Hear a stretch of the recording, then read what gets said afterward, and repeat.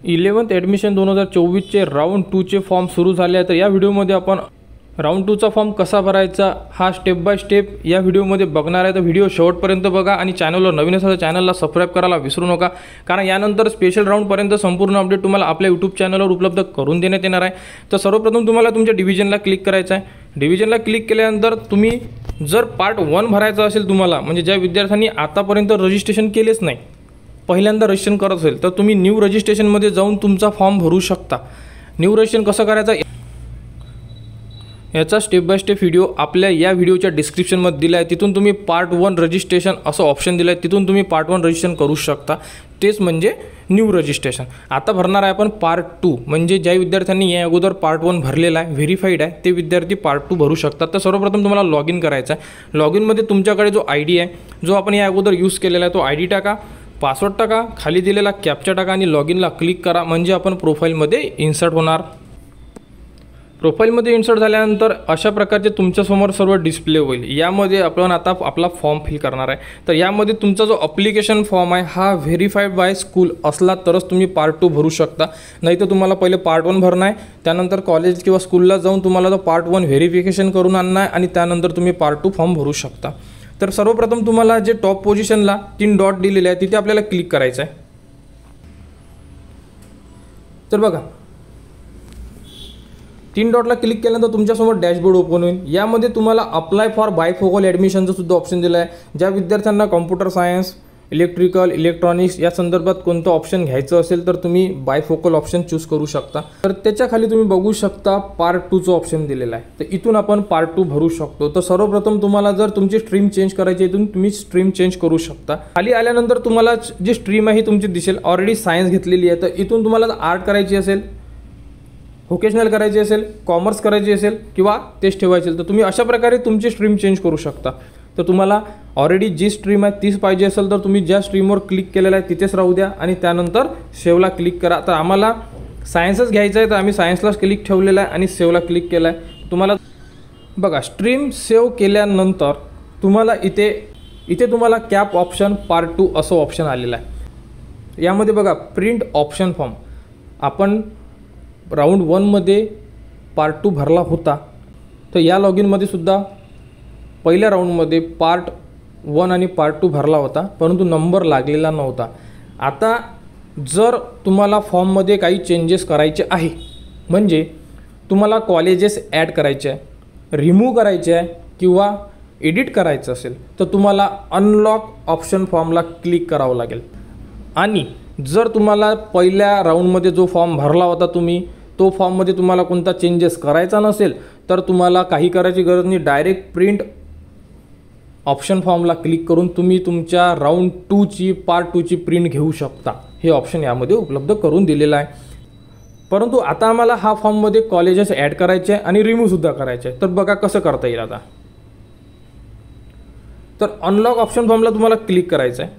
Unlock option फॉर्मला click करा। Click केल्यानंतर इथे तुम्हाला सर्व ऑप्शन दिसून पडेल, जुने कॉलेजेस वगैरे दिसून पडेल। चेकबॉक्सला क्लिक करा आणि अनलॉक ऑप्शन फॉर्मला क्लिक करा। इथे तुम्हाला एक अनलॉक ऑप्शन फॉर्मसाठी एक कन्फर्मेशन येईल, याला कन्फर्म करा, तुमचा फॉर्म अनलॉक झालेला आहे, राईट। आता तुम्ही यामध्ये कॉलेजेस ॲड करू शकता। तर बघा परत टॉप पोझिशनला 3 डॉट दिले, तिथे क्लिक करा। तिथे क्लिक केल्यानंतर तुम्ही आता ऑप्शन चेक करा। बघा ऑप्शन वाढलेले आहे, choose junior college, set preference आणि लॉक ऑप्शन फॉर्म अशा प्रकारे। तर आता यामधून आपण आपले कॉलेजेस सिलेक्ट करू। तर चूज ज्युनियर कॉलेज, आता यामध्ये आपण जसं पार्ट 2 भरला होता राऊंड 1मध्ये सेम टू सेम प्रोसेस आहे तसाच। इथून तुम्ही स्टेटस सिलेक्ट करू शकता, कॉलेज टाईप सिलेक्ट करू शकता, जर तुम्हाला कोणतेही कॉलेज चालेल। आणि मेन गोष्ट अजून बायफोकल, तर बघा इथे बायफोकलचे सब्जेक्ट दिलेले आहे। विद्यार्थ्यांना इथे बायफोकलला क्लिक करा जर कॉम्प्युटर सायन्स पाहिजे असेल तर, म्हणजे तुमच्यासमोर तेवढेच कॉलेज येतील ज्या कॉलेजमध्ये बायफोकलचा जो सब्जेक्ट तुम्ही चूज केलेला आहे तो सब्जेक्टचे तुम्हाला कॉलेजेस उपलब्ध करून देण्यात येणार आहे। आणि इथे जर तुम्ही ऑल केलेलं असेल तर तुम्हाला जनरल सायन्सचे सब्जेक्ट उपलब्ध करून देण्यात येणार आहे। तर मला जनरल सायन्स पाहिजे, बायफोकलचं सांगितलेलं आहे समजून घ्या, आणि व्हिडिओ जर तुम्ही स्किप करत असाल तर तुम्ही मिस करत आहे। तर आम्हाला जनरल सायन्स घ्यायचं आहे, त्यामुळे ऑल ठेवलेला आहे आणि सर्च ज्युनियर कॉलेजला क्लिक केलेलं आहे। त्या प्रकारे आमच्यासमोर सर्व कॉलेजेस उपलब्ध झालेले आहे। परंतु तुम्ही सर्वात खाली या, सर्वात खाली आल्यानंतर ऑलरेडी आपण जे 7 कॉलेज सिलेक्ट केले होते मागच्या राऊंडमध्ये ते कॉलेजेस इथे ॲटोमॅटिकली आलेले आहे. आता तुम्हाला हे कॉलेजेस पाहिजे आहे का पहिले हे कन्फर्म करा, किंवा या 7 मधून तुम्हाला किती कॉलेज पाहिजे हे कन्फर्म करा, आणि जे पाहिजे नाही त्याला क्लिक करा आणि सर्वात खाली डिलीटचं ऑप्शन आहे, पहिले सिलेक्ट केलेले कॉलेज डिलीट करा. एकदा कॉलेज डिलीट केले की मग तुमच्याकडे जे कॉलेजेस पाहिजे ते तिथे तुमच्याकडे राहील. जसे की मी डिलीट केल्यानंतर बघा, आता मी 2 कॉलेज डिलीट केले तर माझ्याकडे किती कॉलेज आहे, 5 कॉलेज राहिलेले आहेत. तुम्ही बघू शकता, बघा 5 कॉलेज आहेत. मी 2 डिलीट केले, मला हे 5 कॉलेज पाहिजे आहे. परत मला यामधून कोणते तरी कॉलेज ॲड करायचे आहे, तर बघा मी हे 2 कॉलेज ॲड करतोय.